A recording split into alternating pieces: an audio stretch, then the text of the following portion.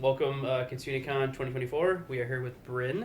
Hello! And I appreciate you taking the time. And not only that, but being, just getting here in general. Yeah. I mean, though there was obviously like a cancellation, and you, like, I mean, it was really quick that you were able to make it work. So I'm also appreciative of that as well. So Yes, that was crazy. I found out on Wednesday that I would be Yeah. leaving on Thursday. So it was definitely chaos. Just like sitting at home being like, all right, well, I guess maybe I'll have a chill weekend and relax and, I don't know, catch up on stuff and get a quick phone call. Or I could go to Wisconsin. Or I'm going to go to Wisconsin and there's the rest of my weekend. Had you been to, like, Wisconsin before to do convention work? Okay, so... Actually, I think it was last year. I was here for AMKI. Oh, okay, yeah. So, yeah, I have been up here recently, I guess. Okay, so you've done the traditional, got handed the cheese curds off the plane. No, I have not Really? had cheese curds before. Not This had was cheese my curds first before. time Okay, having a and cheese what's curd and the hearing the thought? squeak. Yeah.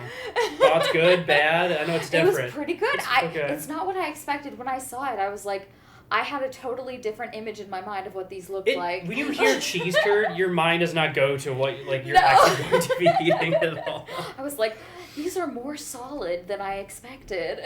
Yeah, I hear you. So obviously, we'll I know I can't list off everything you've done because as much as my brain is somewhat good, I can't remember that many things. I probably couldn't either. We'll do some quick, obviously you did like Hoshi in One Piece. You've done work in Black Clover, Ancient Magus Bride, and a lot of other stuff. Now, what was like kind of the start for you? Like, was voice acting the goal, or was it kind of like, it was like, oh, hey, you should send your voice here for this one thing, and then all of a sudden, 10 years later, you're like, well, I guess this is what I'm doing now. I actually did kind of just fall into it. Originally, I was going to go to New York, and I was going to be a Broadway baby. That was the goal. All right. And I got an acting coach to help me with the audition process for musical theater programs for college. Okay. And one day, I took her out to dinner to kind of say thank you for helping me with all of the audition process madness.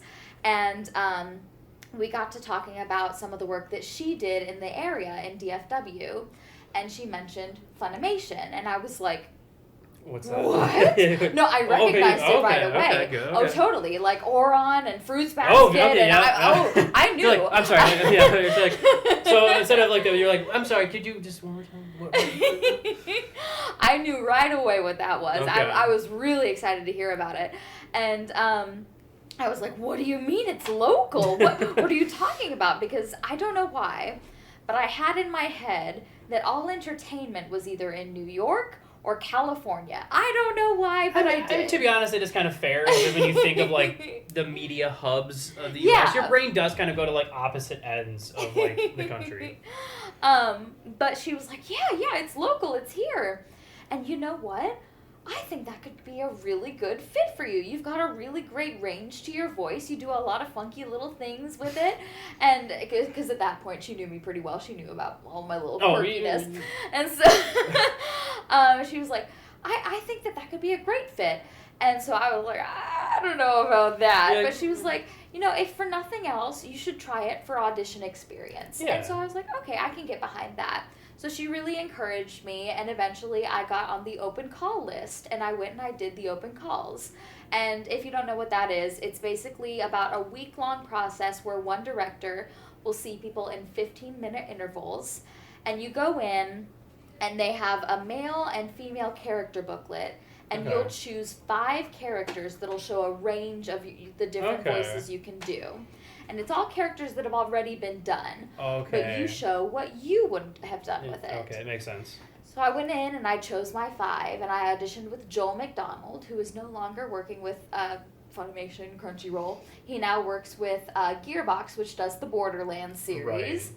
Right. But I auditioned with Joel, and then a week later, he called me in to audition for his new show, Day Day Live, which I ended up booking the role of Kotari. Right. And then a week after that, Tyler Walker called me in to audition for Fairy Tale, and I ended up booking the role of Meldy. Yep.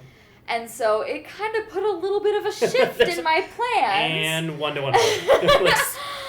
Because at that point, I had been accepted into my school of choice. Oh, okay. but it was out of state. And so I would have to choose between going to that school or Right. continuing to work with Funimation. And in the end, I chose Funimation and Right. going to a school that was local so I could continue to work with Funimation while going to school. Right. And to this day, I do not regret that decision. I am so glad that It I has made worked that out. choice. Yes. Yes. And then here I am over 10 years later. Yeah, still doing it. Wow, that's actually really crazy. Or like you said, I mean that's literally like a 0 to 100 story of like you do it because you're I'll get the experience, and then like people are calling you like, can you book these major roles of anime, especially like you said, like Fairy Tale and stuff, like which obviously is now coming back with the the 100-Year War. Oh, fingers crossed that my character gets to show up. Everybody's starting to announce it like she's coming back, he's coming back, and I'm like, You're like, I don't know. so Fingers my crossed. turn? Yes, please. So and obviously we mentioned, and then so not only Fairy Tale is obviously a huge anime, but then you're doing obviously work with One Piece as well. Mhm. When you had booked One Piece, I know Shirahoshi kind of comes in when anime had already been when One Piece had already been out for a little while, but probably hadn't like taken off like as obviously as much as it has like today. Has like the stuff with like the live action, how much it's like progressed. One Piece, has that changed like when you are going to conventions and people are bringing up like One Piece to you? Like has it increased the frequency of people being like, absolutely. I now discovered the anime and Yes. now I'm watching it and I know your character and like. Oh, for sure. Not so much my character yet, but a lot of people have gotten more into the One Piece Right. universe. I feel like, and it's definitely expanded the love, which is so great. It's so awesome to see, and I feel like it's just going to continue to build the more and more Right. it continues, which is so exciting. Yeah. I feel like it's just going to continue to build and build and build. And I'm really excited to see if they get to that arc that I get to see my live action counterpart. Yeah, I'd say maybe like season 3, maybe. I don't know. It depends on how they do the pacing, but I know, right? I mean, you definitely would have to at some point, though. Like it's. I know. There's reasons, but you'd have to eventually. But And it'll be interesting to see how they portray a giantess like yeah. that, like compared to like the Well, little Luffy right, that it's she not- holds in it'll her be hand. easy, That'll yeah, be it's really really- cool. that'll be Or like interesting, how they yeah. portray being underwater. Yeah. That'll be really interesting as well. Yeah, it's gonna be really interesting what they do with it. I mean, and some live actions, obviously, it's been great to kind of see some animes get like that additional kind of love for stuff. But for you, like in the voice that you've done, are there certain voices that you like love being able to do, or wish you could go back to? Oh yes, there is one, and I've already mentioned it. I wish that I could go back to season 1 of Day Day Live and redo it. It was the first one I did, and I was still learning the ropes, and I was still learning how to like adjust my voice in front of the mic, and to this day, I still cannot watch season 1 of Day Day Live. It is just why would you do pain. that? It is painful to me, and it's so hard because every time we get a new season, which we've had 5 seasons of that now, at the beginning of the season they're like, okay, here's your reference, and it's the reference from season 1, and I have to hear it again, and I'm like, okay, that's good, thank you so much. Let's put that on mute and then never play it again. Well, I'm okay now. It's just, I just cringe. It's so yeah, all I can hear is what I wish I could do differently, and it's very much let's not play that again, thank you. Yeah. Obviously you mentioned you had like heard of Funimation before, like you had started, so you had, I'm guessing, watched a decent amount of like anime and everything like that. Were there animes that like you had started watching and then were able to book a role like as the anime had kind of already been started, and then all of a sudden you get a call back for a role and now you're like, oh my god, I'm watching this and now I'm going to be in it?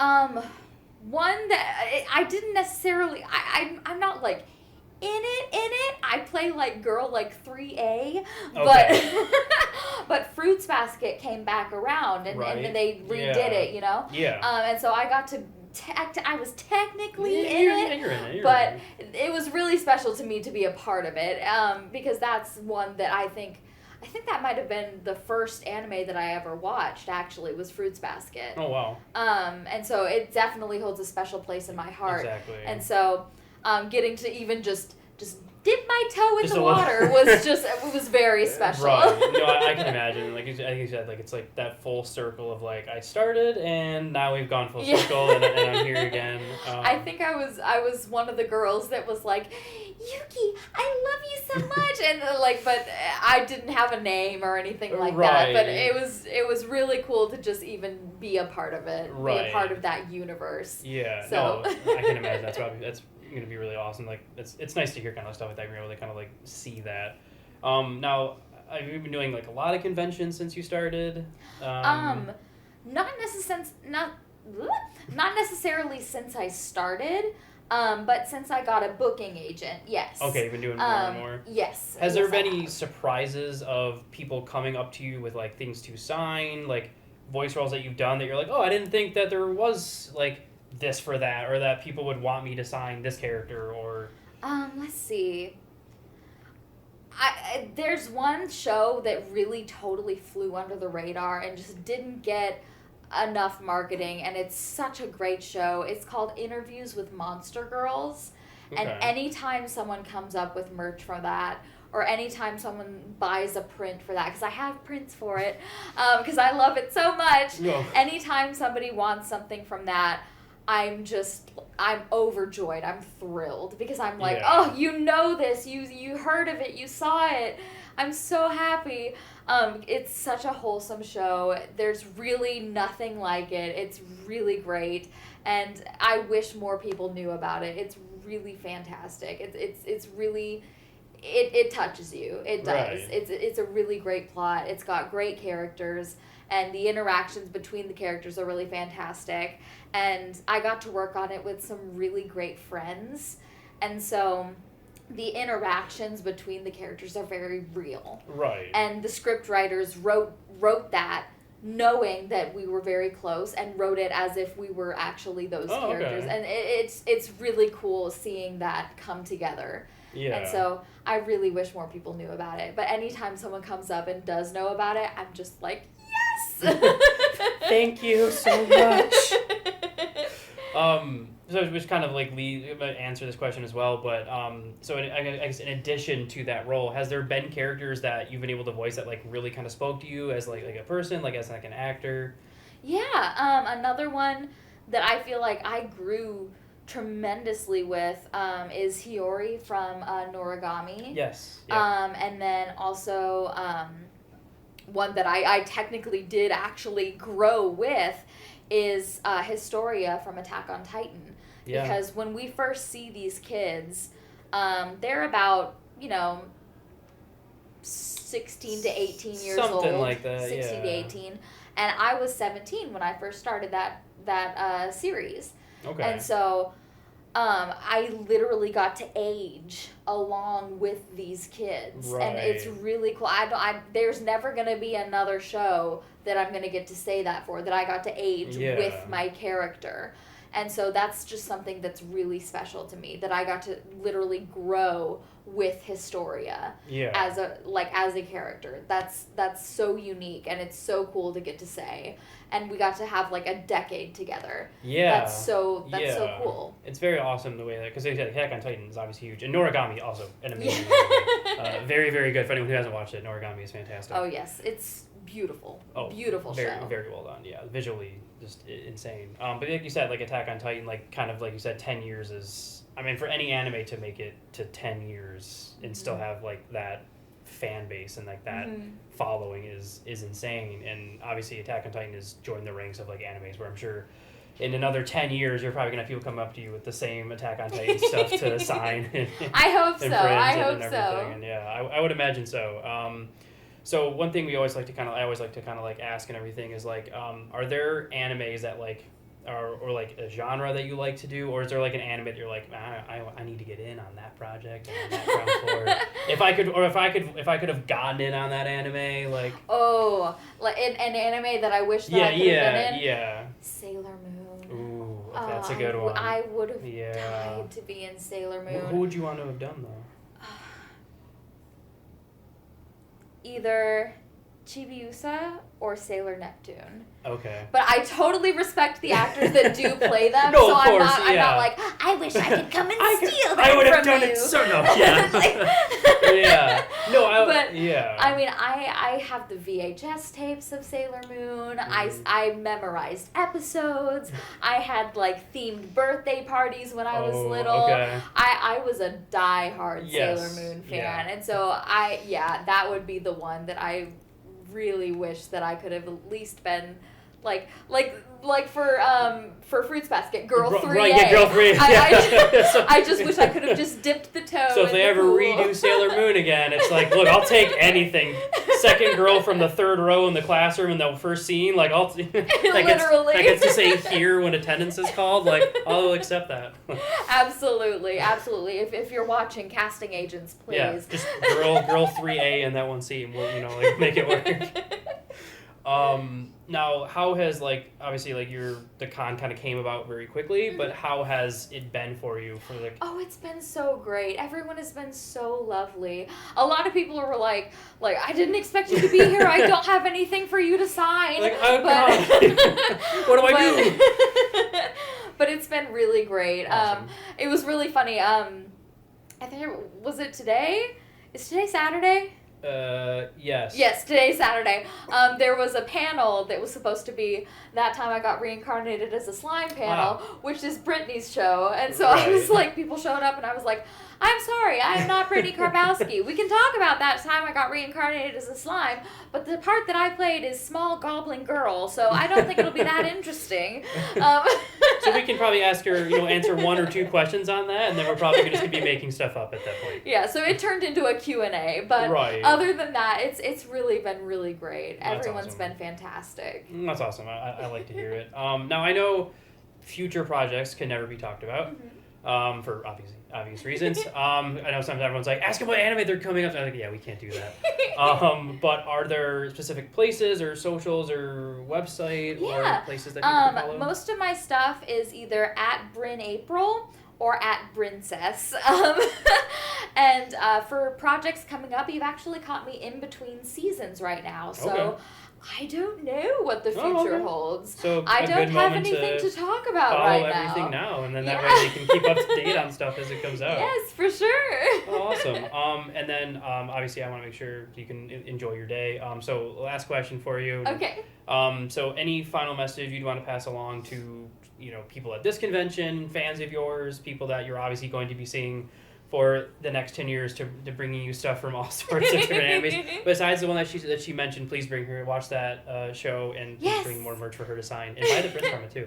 But any final message you'd want to pass along? Thank you so much for being a fan and for all of your support. I would not be able to be here and doing all of this if it wasn't for you. I am so grateful for everything. This is really just a dream come true for me, and again, it's because of you that I'm able to do this, so thank you so much.